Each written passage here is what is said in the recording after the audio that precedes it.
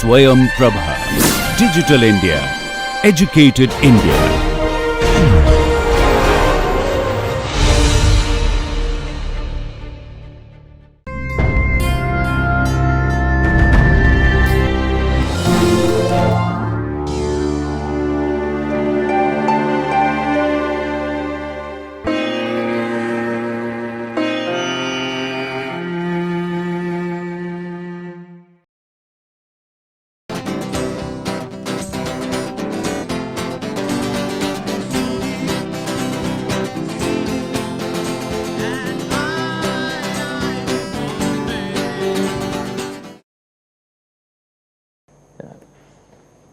Now let us talk about C2. Where are the C2s? Along say 1 4, 1 4 or 3 4 or 2 4, something like that. I can take any one. I will take that 1 4 bond, right? I will take that as C2 axis. Now if I turn with respect to the 1 4 bond, what happens? Which are the rolling stones? 2 and 4 are the rolling stones, 1 and 4 are not. So 2 and 3 are the rolling stones, you are right. 2 and 3 are the rolling stones, 1 and 4 are not. So we do not bother about your 2 and 3 anymore, right? And that is not the end of the story. Do you agree with me if I say that x1 transforms exactly as x4, x2 transforms exactly as, sorry, what am I saying? I am getting carried away. y1 transforms exactly as y4, z1 transforms exactly as z4, no?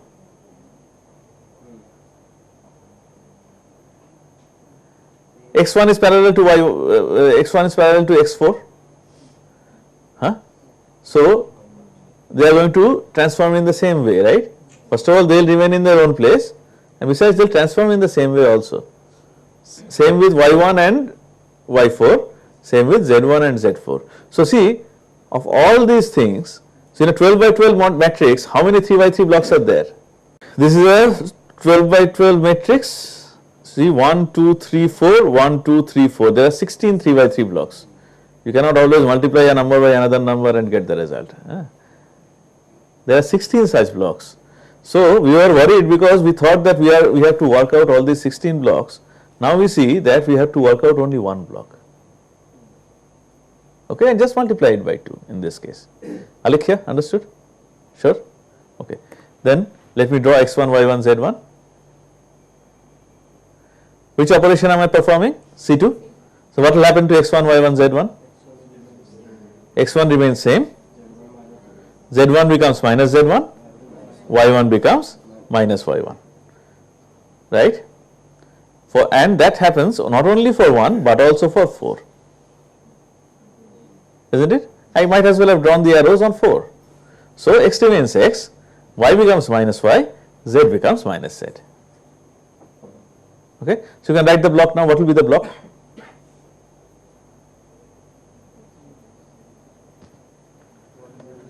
One 0 0, 0 minus 1, 0, 0 0 minus 1. So to make simple life even simpler, it is a diagonal block. So this is how your transformation matrix should look. You don't care about anything else because all you care about is character, right? So what is the character? Minus 2, right? Simple, very easy. A picture abhi bhi baki hai, as we will see, not right now, a little later. What is the next symmetry operation that we have to worry about? Let us say sigma h. Which are the atoms? What are the rolling stones here? No rolling stone. So you have to consider everything, but still now we are not worried anymore. Because what we understand is that since they don't change places, all I have to worry about is work it out for only one atom and just multiply by 4. Right? It's very simple. So tell me what will happen if I apply xy, sigma h xy, when I apply that, what will happen to x1, what will happen to y1, what will happen to z1? x1 and y1 remain the same, z1 changes sign. So if I apply this sigma, This is what I get. And the same would hold for 2 and 3 and 4. So, we are going to have 4 identical blocks along the diagonal. What will be each block? Tell me now. 1 0 0 0 1 0 0 0 minus 1. Very good. Alright. See, now we are going so fast, isn't it? We took so much of time for C3 and now we are going very fast. What will be the character? 4. Yes, this is the, I keep forgetting this all the time. I correct it today. This is the peril of copy paste. Be extremely careful when you copy paste. That is also a lesson.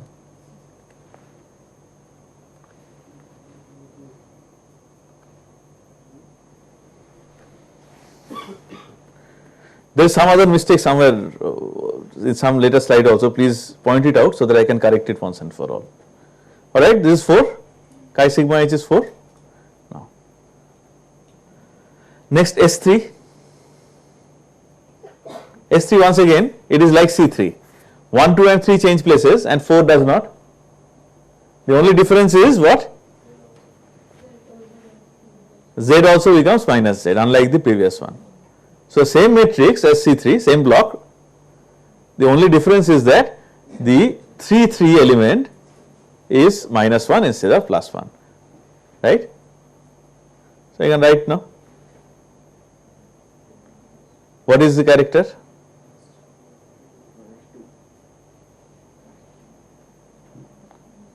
Chi S3 is minus 2. See, we have worked out everything almost. Now, Zx. What is Zx? What kind of plane is this?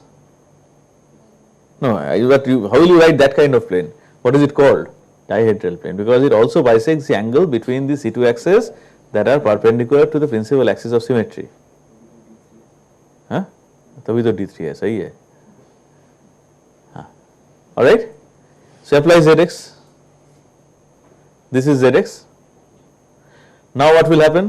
What are the rolling stones? 2 and 3. So we ignore them. We have to work with our old faithful 1 and 4, right? And what will happen when I apply this plane? What will happen to the coordinates x, y, z? The Zx plane, right? Even without drawing, you should be able to tell what will happen. Y changes sign, the others remain the same. Very good. This. And now the animation looks a little annoying because it's too slow. We have already given you the answer. What will the block look like then? 1 0 0 0 minus 1 0 0 0 1. How many such? 2 diagonal blocks. Character?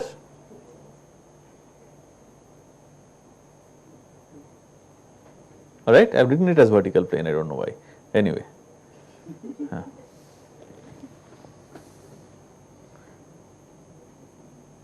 Even they have written it as vertical plane. So, let us not get into, that is why I have done it.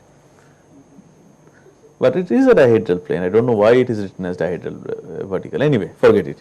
Does it really matter? 2. Any other symmetry operation left? No. So, see what we have then, we have this reducible representation containing the 3n coordinates of carbonate. And the representation is 12 0 minus 2 4 minus 2 2. Please take it down. 12 0 minus 2 4 minus 2 2.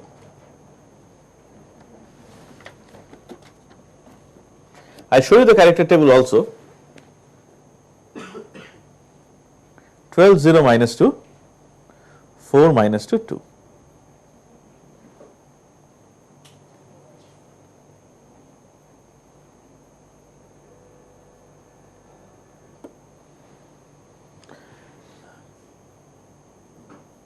And out of these coordinates, you know that there are 3 translational coordinates, 3 rotational coordinates, 6 vibrational coordinates. So before anything else, what we could want to do is we could want to break this down into the constituent irreducible representations. So, how can we reduce this reducible representation into the constituent irreducible representations? Huh? Use that relationship. Okay. We have taken down the characters for the reducible representation, right? 12, 0, minus 2, 4, minus 2, 2. Okay. You know this relationship. If you don't know yet, please write it down, because now you are going to work it out.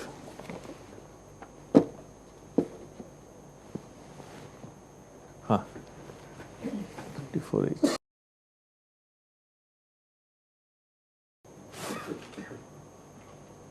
This is D3H for you. Can you work out the coefficients of each irreducible representation in that reducible representation that we have constructed? What I suggest is go through Carter's book. I will tell you which page. Carter's book shows you how to do this in a tabular manner rather than writing out separately. Okay. So, that might be a little easier. This 12, 0, minus 2, 4, minus 2, 2, these are the chi-Rs, right. The character table gives you the chi-Rs. So, for each of the symmetry species, you have to multiply the chi-Rs by the corresponding chi-Rs and then sum over all the symmetry operations. And when you sum over all the symmetry operations, there is some place where you can go wrong very easily. Where is that place? Do not forget to multiply by this 2, this 3, this 2, 3, etc.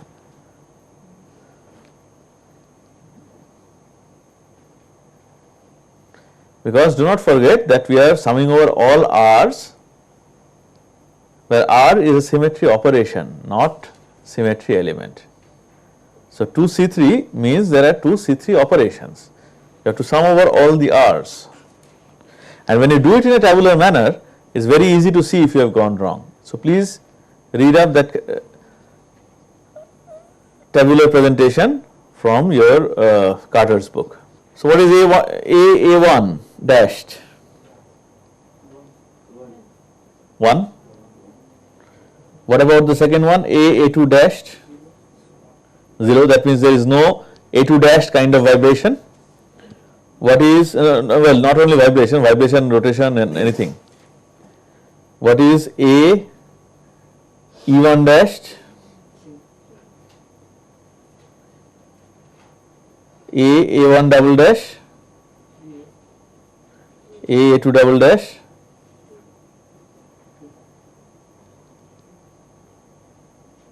You have worked it out completely? Let me write it down and see if everybody has got the same answer.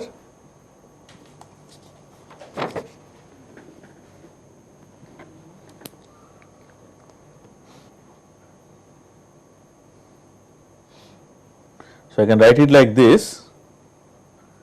This gamma we have got, I will call this, what will I call this?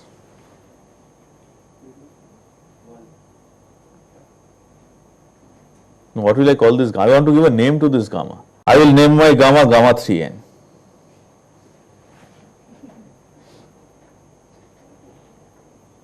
Okay. So, that is equal to, what is A1 dash? So, I will write A1 dash plus, what is A2 dash? A2 dash 0. So, I will not even bother writing anything. What is AE dash? So, your answer would better be correct. 3E dash plus 2A. So, nothing for A1 double dash, 2 A2 double dash, then what about E double dash? What about E double dash? Is this E double dash or no? Or nobody has worked it out? Even if you don't tell me anything more, I can work it out. This is a one dimensional representation. So, 1, E dash is 2 dimensional, 2 into 3 is 6, 6 plus 1 is 7, 7 plus 2 is 9. How will it be 3?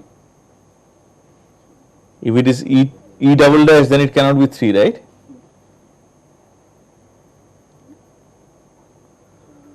One, 2, 3, 6, 9. So total has to be 12. But how will I make that total 12 by E double dash? Something is wrong. See, so you made a mistake. A2 dash. I'll just write the A2 dash here if you don't mind. So if that is the case, then I should get 1 E double dash. You understand what I am doing, right?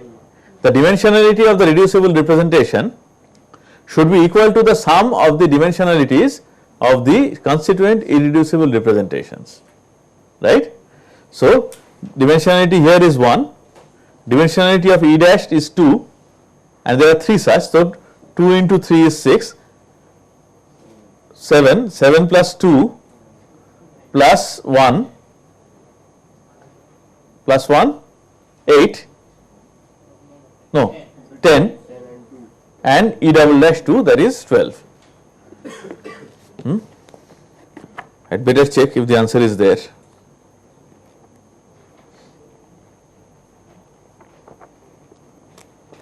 Yeah, A1 dash plus A2 dash plus 2A2 double dash plus 3 E dash plus E double dash. So congratulations, you are good in arithmetic.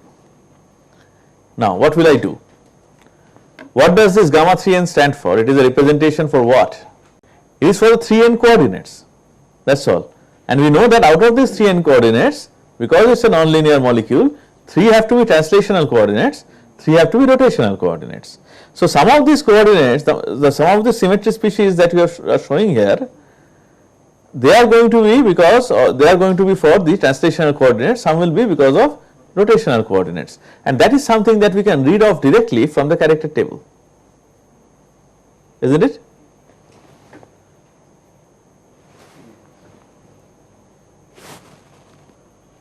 So D3, you can see D3h, can you see?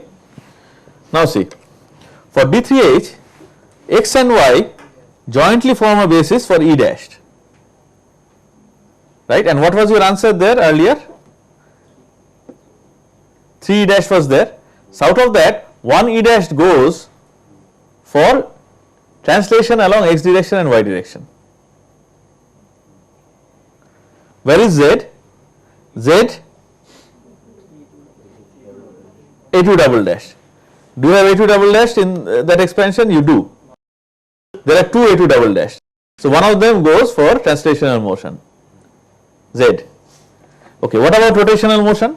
RZ is here, A2 dash, and Rx and Ry jointly form a basis for E double dash, right? So what I need to do now is that I need to remove the irreducible representations corresponding to translation and rotational motion. Then whatever is left will be the symmetry species of vibrational motion. Simple? Let us do it. Did you take down what is what? Huh? Okay. No? Then do it. Symmetry species for x, y, z, Rx, Ry, Rz. So what do I take out? So this is gamma 3n. What I will do is I will write down what is gamma translation, or I will write xyz, just xyz. Gamma xyz means these will be the xyz components of translation, right? So what is gamma xyz? Tell me.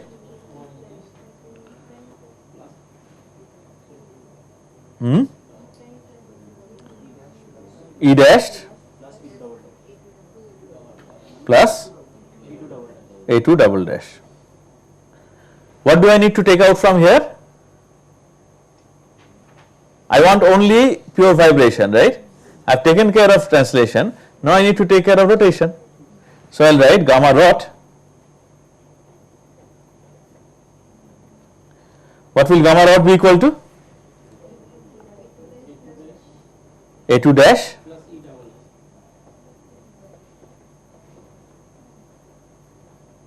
is that right? A2 dash plus E double dash. Okay. So what I want to work out finally is gamma vib. Gamma vib means the representation for the normal modes of vibration, that will be equal to gamma 3n minus gamma xyz minus gamma rod. What will that be equal to? A1 dash plus 2E dash plus A2 double dashed, no A2 dash, right? A2 dash gets cancelled, no E double dash. How do I check whether my answer is right or wrong? Total dimensionality should be equal to 6. Is it 6? 1, 2 and 2 into 2. Don't forget, E dashed is a 2-dimensional representation. Okay, understood? Crystal? Is it 6 or not? Yeah. It should be 6, right? 3n minus 6. Right? So what have we done? We have not even tried to draw the normal modes of vibration, but we know their symmetries. We don't know what they look like, but we know their symmetries. If you remember, we had said that we are going to play astrologer.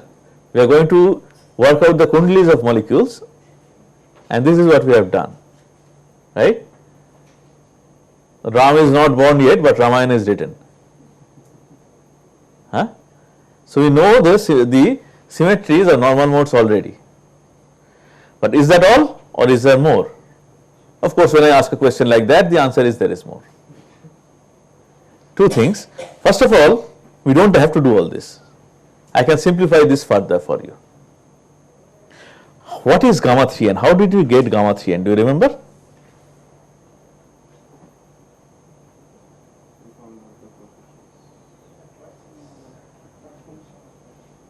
For gamma 3n, what you did is you took the number of atoms, right?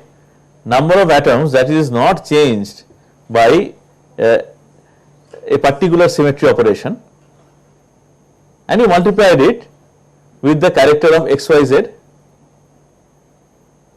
right? Understand what I am saying or not? So what you need to do then is that you write down this character table. Just look at the character table. Then below that, write down what is the number of atoms that do not change position upon that particular symmetry operation. So what I am saying is this.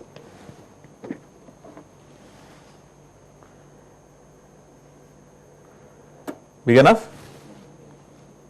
But wrong character table. Now is it okay? Now what I am telling you is, write down another line here for n. Can you read that n? Yeah, of course you can. What is the number of atoms that do not get changed for E? 4 in our case. For C3, 1. For C2, sigma H, S3, sigma V. So now what you can do is, you can work out gamma xyz also. What did I write? Sigma H should be 0. Instead of one extreme, I have gone to another extreme, which is not good. 4 atoms remain unchanged. Hey, what are you saying? What am I asking? What is the total number of atoms that remain unchanged? 4 is correct. Shantanu, I forbid you from confusing me in future.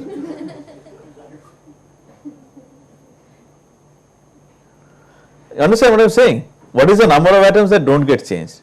Now see, you can work out gamma xyz. I will just write it here for the want of space. What is gamma xyz? Can you tell me? This is xy and this is z. So how do I get gamma xyz? Character for this is 3.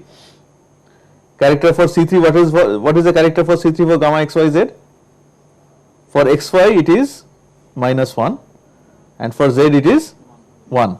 So our good old friend 0. Then 0 and -1 is -1. So on and so forth, you can work out these characters for gamma xyz. Now you see, if you just keep on multiplying this n by the character of gamma xyz, don't you get gamma 3n? You understood this, what I wrote, what is n? You understood gamma xyz? Gamma xyz you don't understand? Gamma xyz is gamma x plus gamma y plus gamma z. So gamma x plus gamma y is E dash, right? And gamma z is A2 double dash. So now I am just adding the corresponding characters. Now got it? So now if I multiply each of these characters of gamma xyz by the number of atoms that remain unchanged by that particular operation, should I not get gamma 3n?